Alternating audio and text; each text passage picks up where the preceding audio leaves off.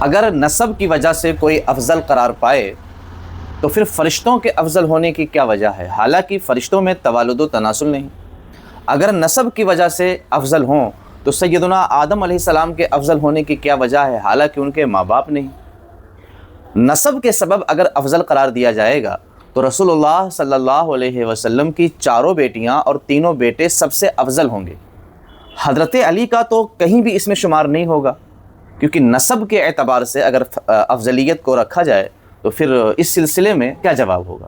دوسری بات یہ کہ نسب کی وجہ سے کوئی افضل اور مفضول ہو تو حضرت یوسف علیہ السلام حضرت ابراہیم علیہ السلام سے افضل قرار پائیں گے، کیونکہ حضرت یوسف علیہ السلام کے والد، دادا اور پردادا یہ نبی ہیں، مگر حضرت یوسف علیہ السلام کے والد، دادا، پردادا نبی نہیں ہیں۔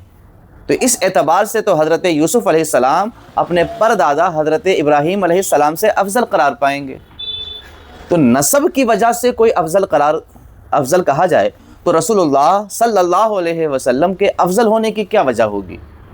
یہ وجہ ہوگی کہ رسول اللہ حضرت عبداللہ رضی اللہ تعالیٰ عنہ کے بیٹے ہیں، تو اس کا مطلب یہ ہوا کہ حضرت عبداللہ دیگر تمام لوگوں سے افضل قرار پائیں گے، چاہے وہ انبیاء ہی کیوں نہ ہوں۔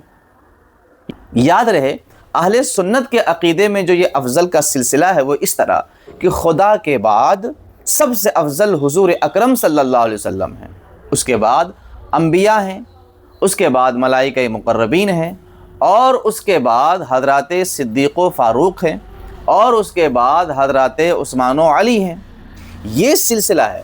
اہل سنت کے یہاں جو افضل قرار دیا جاتا ہے وہ قرب الہی کی وجہ سے قرار دیا جاتا ہے، کیونکہ ہمارا ماننا یہ ہے کہ اللہ کے سب سے زیادہ قریب حضور اکرم صلی اللہ علیہ وسلم ہیں، غیر انبیاء سے زیادہ انبیاء خدا کے قریب ہیں، اس لحاظ سے یہ حضرات افضل ہیں۔ تو نسب کو اگر افضلیت کا سبب بنا لیا جائے تو مولائے کائنات کو جو تفضیلی افضل کہتے ہیں وہ تو ثابت ہی نہیں ہو سکتا، اور پوری دنیا میں کوئی ایسا تفضیلی آج تک پیدا ہی نہ ہوا کہ جو حضرت رسول کریم صلی اللہ علیہ وسلم کے بیٹے اور بیٹیوں کو افضل قرار دے۔ اس اعتبار سے 7 تو یہی ہو گئے، اور اس کے بعد اگر میرے آقا کریم کی زبان مبارک کے مطابق دیکھا جائے تو پھر حسنین کریمین آئیں گے۔ مولائے کائنات تو بیٹوں میں نہیں آئیں گے نا، اولاد میں تو نہیں آئیں گے نا، تو افضل کیسے قرار پائیں گے؟ تو تفضیلی جو شوشہ چھوڑتے ہیں کہ جس میں رسول سب سے افضل ہے، چلیں آپ کے کہنے سے یہی مان لیتے ہیں، تو پھر حضرت علی کو آپ افضل کیسے قرار دیں گے؟